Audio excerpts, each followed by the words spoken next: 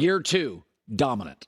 Year 2, we had replaced Aaron Rodgers with the most talented quarterback. Pretty good. Let's go to the next one. Now we're going back a few years. Deshaun Watson. Well, Colin, Deshaun Watson wasn't all that. And he wasn't. Led the Texans to his division title in his second year, 14-8 with 45 touchdown passes, 17 picks, and 103 passer rating his first 2 years. He was a star his first 2 years. And finally, we got to go way back for the last 10 quarterbacks, Dak Prescott, who had the highest completion percentage and highest passer rating at the time by any rookie quarterback in the league's history. 10 for 10.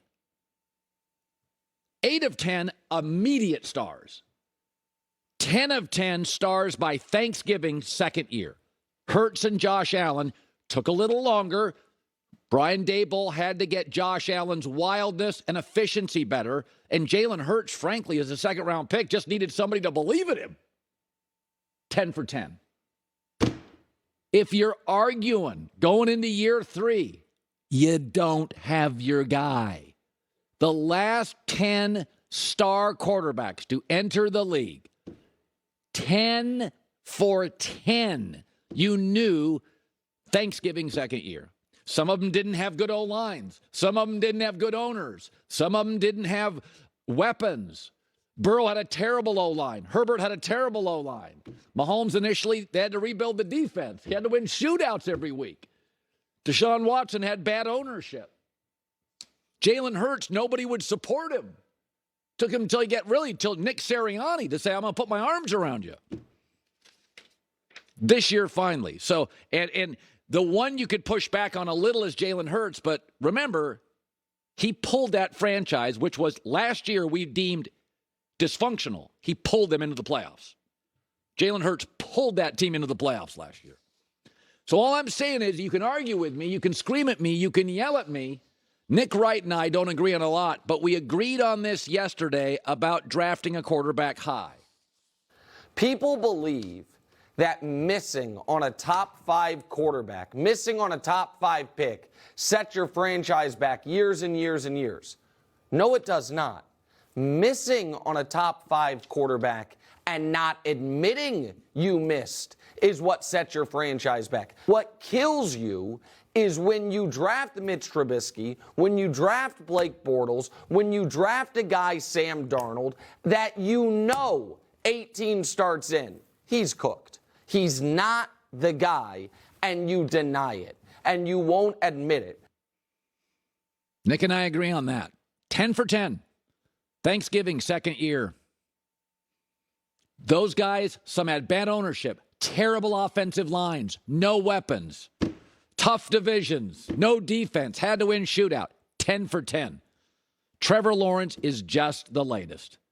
He's on his second coach. First one was dysfunctional. Just lost his left tackle. Has to win mostly shootouts. There you go. J-Mac with the news. No. Turn on the news. This is the Herd Line News. It's weird. I didn't see Daniel Jones on that list. I was surprised. It just caught me off guard. The Giants quarterback. It's been 4 years. He hasn't. Giant fans are relentless on this. It's like, guys, let's give him one more chance. You know, it took Eli Manning a while. No, here's what happens. Well, he doesn't have blank. They went and got him Kenny Golladay. Well, how's that turned out? None of these guys. Mahomes had the best situation where he got stable ownership, really sharp GM, Brett Veach, and a legendary coach and some weapons. Mahomes, but remember early they had to rebuild the defense because the only way he could win early in his career was 34-28. It was shootouts where he had to come back from these deficits. So even Mahomes had to play from behind a lot. Even with Mahomes, who has the best case scenario, they've had to rebuild in the last 4 years his receiving core, his O-line, and his defense. And that's the best case scenario. The great ones are overcomers.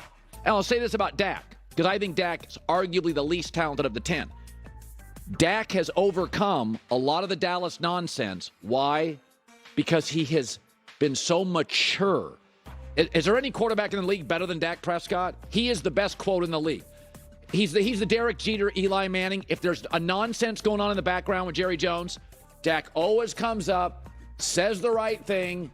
He's the cooler in Vegas at the table. Like, he always brings the heat down on any potential controversy, and he's a good player.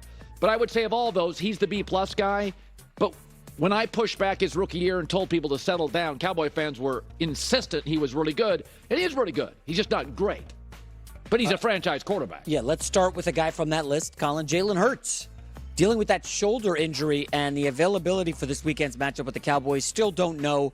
It's in question. Now, backup quarterback Gardner Minshew is expected to start, and Coach Nick Sirianni says the Eagles are still leaving the door open for Hurts to play on Saturday. He's at a sprained shoulder, and I do not put it past Jalen Hurts. I don't put anything past Jalen Hurts as far as his mental and physical toughness. So there's a chance he could play this week. And so he is one of the toughest guys I know. And he heals fast. You know, I will not rule him out. I will not put a timetable on him. And we'll see. Isn't it interesting how he supports his quarterback? Heals fast. I like that. Belichick says publicly, yeah, Mac Jones can't throw a Hail Mary. Yeah. A defensive coach. The offensive coach is like, this kid's amazing. I wouldn't put it past him. You're dealing with young adults. They need support.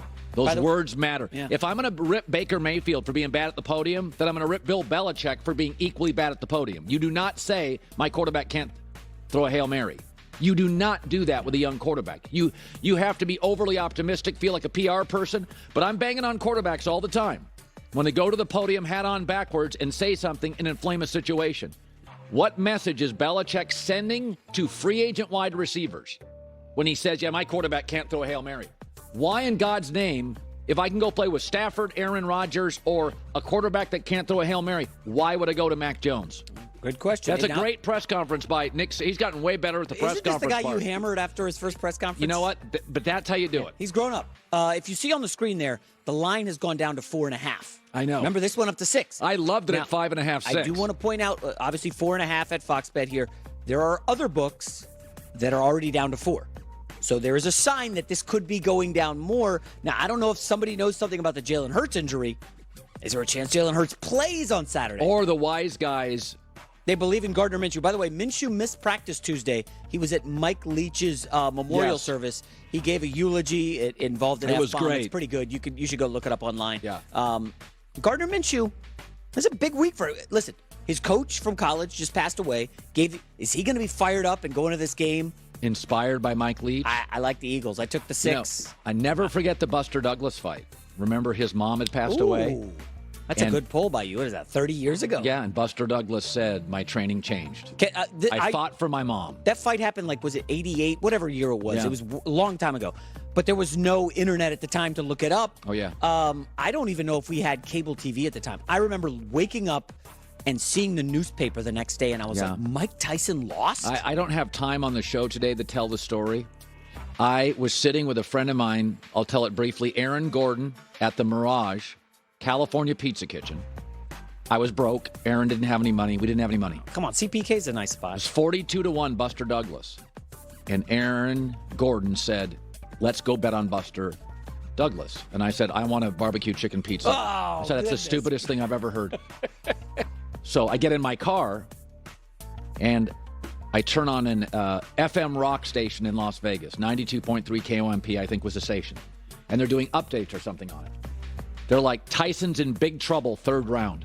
I call Aaron. I'm like, oh, my God. And at this time, I was dead broke. We were going to bet $100 at 42-1. I would have been the mayor of Las Vegas the next morning. So there is no crazy bet. You have to, my moral to the story is, long shots win.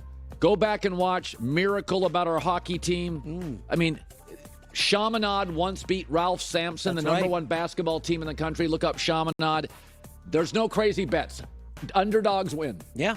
Next up, this is interesting, Colin. The Athletic had a story this week about how Aaron Rodgers' intricate hand signals and how the Packers are expected to learn them on the fly, and it's very difficult. And he quizzes them every week. It's a really detailed article. Several current and former players were named and quoted. I read the story. Randall Cobb's quoted, Sammy Watkins, a lot of guys. That didn't stop Aaron Rodgers from going on the Pat McAfee show yesterday and say, I strongly disagree with the story. He said, by far the dumbest nothing burger article.